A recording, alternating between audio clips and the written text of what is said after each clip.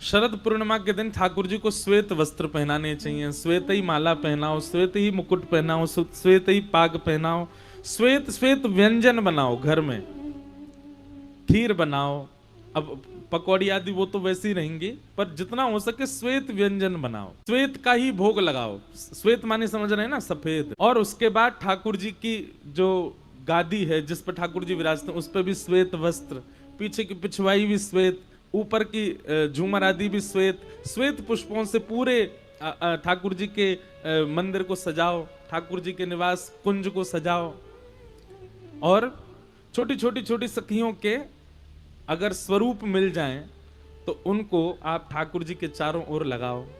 सामने सुंदर पात्र में जल भर दो, जल भर के उसमें कमल पुष्प आदि इन सबको पधरा दो। सबसे सुंदर तो ये जो हमने पहना हमारा प्रिय पुष्प है, ये मोंगरा, मोंगरा हो, ऐसे मोंगरा बिछा के बीच में कमल लगा दो।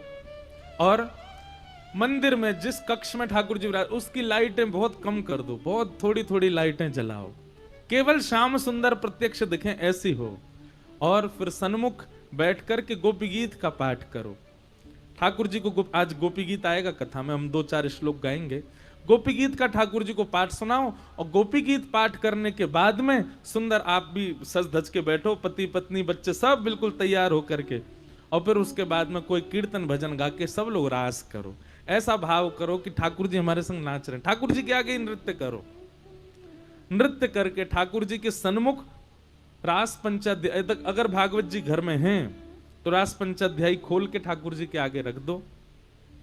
उस दिन रात्रि में ठाकुर जी, वैसे तो देखो मंदिरों में तो शयन होता ही है, शयन तो करते ही हैं, पर भाव ऐसा रखो कि ठाकुर जी के उस दिन पूरे कक्ष को फिर एकांतिक ठाकुर जी का बना दो। उसमें ऐसी ऐसी व्यवस्थाएं कर दो, प्रसाद रखो, जल रखो, सुंदर सखियों को विराजमान कर दो।